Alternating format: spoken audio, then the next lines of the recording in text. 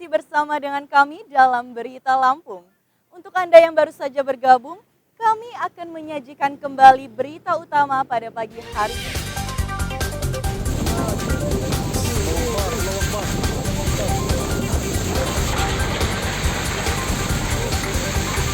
Angin puting beliung di Desa Sidoharjo, Tulang Bawang merusak permukiman dan kantor polisi.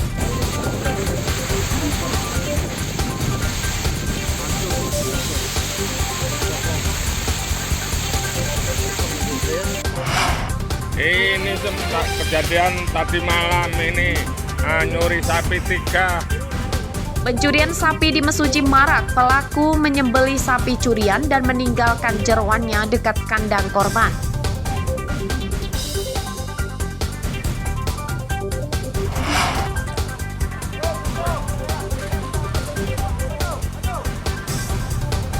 Truk batu bara kini dilarang melintasi Jalan Sumatera Lintas Tengah Lampung Utara.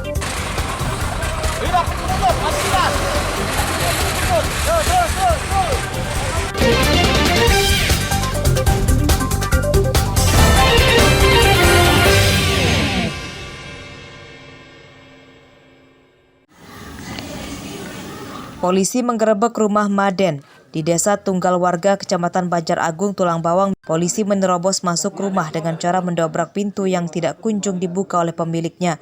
Kasurnya angkat dulu. Penggerebekan ini belum membuahkan hasil. Maden yang diburu polisi kabur melalui pintu belakang. Ia kabur karena diduga mengetahui kedatangan polisi. Maden diburu polisi karena mencuri dompet di dalam warung tetangganya. Ia menggasak dompet berisi uang 2 juta rupiah, STNK, SIM, KTP, dan sejumlah kartu ATM. Apa aja, Mas? Dompet yang berisi KTP, SIM, STNK, ATM, sama uang yang digaji. Kemudian pelaku berapa orang? 1 orang. Menggunakan apa masuknya? Motor. Bisa ketahuan? Setelah saya pulang dari jemput sekolah, saya masuk ke sini, buka laci, udah nggak ada. Maden kini masuk dalam daftar pencarian orang atau DPO Polsek Banjar Agung. Polisi mengimbau Maden supaya menyerahkan diri sebelum ditangkap. Mustaqim melaporkan dari Tulang Bawang.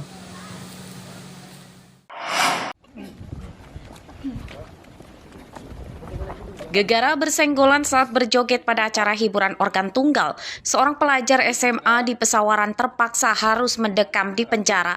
Tersangka berinisial SAN ditangkap polisi karena berkelahi dengan sesama penonton organ tunggal yang menewaskan remaja bernama Desriansyah. Penyidikan kasus pembunuhan tersebut masuk ke tahap rekonstruksi yang digelar di halaman Polres Pesawaran pada Senin siang. Pada rekonstruksi terungkap SAN berkelahi dengan orang tak dikenal. Ia mempertahankan diri saat diserang korban dengan senjata tajam jenis pisau. Serangan korban itu ditangkis dan pisau itu mengenai korban sendiri. Itu adegan ke 4 dan 5. Ya, 4 dan 5. Karena kejadian ini begitu cepat sehingga seperti mereka seperti hanya ya sepintas lalu saja. Setelah kita sama-sama melihat adegan daripada rekonstruksi tadi, dengan cara si ABH tadi itu menangkis badik dari si korban begini terus dibeginikan terus ke sini, menurut saya si ABH ini melakukan itu tidak dengan mengarahkan, jadi spontan. Kalau pendapat saya itu adalah membela diri. Perkelahian yang menewaskan Desriansyah itu terjadi di acara organ tunggal pada sebuah hajatan di Desa Karanganyar, Kecamatan Negeri Katon, Pesawaran, Selasa pekan lalu. Desriansyah tewas di rumah sakit akibat terluka tusukan senjata tajam di dadanya. Andri Kurniawan melaporkan dari Pesawaran.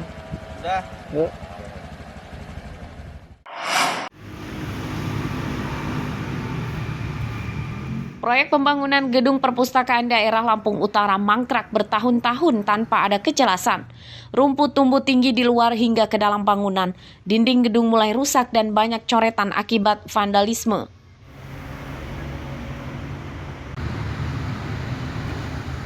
Gedung perpustakaan ini dibangun mulai 2017 lalu dan hingga kini belum selesai. Menurut warga, gedung kerap dijadikan tempat ngelem oleh anak-anak jalanan. Ya, situasi sekarang ini sepengetahuan saya banyak anak-anak nongkrong ya. Terus banyak coret-coretan, temboknya bekas pilok, tuh saya lihat aja bekas ada botol Ibon. Kalau sepengetahuan saya 2017. Ya sampai sekarang belum dikerjain. DPRD Lampung Utara mempertanyakan penyebab proyek itu mangkrak. Mereka mendesak pemerintah daerah Lampung Utara segera menyelesaikannya. Saya selaku Ketua Komisi 3 Lampung Utara mengharapkan pemerintah daerah bisa meninjau kembali pembangunan tersebut, karena setiap pembangunan itu harus ada ajas manfaatnya bagi masyarakat umum ataupun masyarakat yang ada di Lampung Utara. Kami menghimbau terhadap pemerintah supaya bisa mengkaji ulang dan menindak daripada kegiatan-kegiatan yang ada yang sudah disampaikan saudara tadi. Proyek gedung perpustakaan daerah dikerjakan oleh Dinas Perumahan dan Permukiman Lampung Utara dengan nilai anggaran lebih dari 2 miliar rupiah. Ardio Haba melaporkan dari Lampung Utara.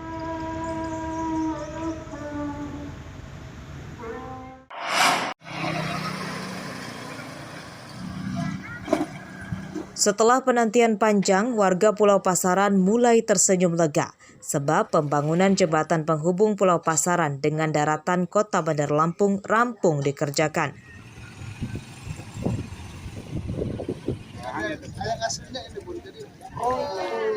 Jembatan baru Pulau Pasaran dibangun sepanjang 150 meter dengan lebar 3 meter. Pembangunan jembatan menelan biaya hampir 4 miliar rupiah dengan menggunakan APBD 2021 dan 2022. Alhamdulillah sudah jadi ya jembatan ini, tapi kita akan sampai sana. Harapan penambahan jalur. Kemarin memang kita usulkan, kalau dulu kan para bener yang ini. Kita usulkan yang ini, dan nanti insya Allah dalam waktu dekat akan kita sampai darat.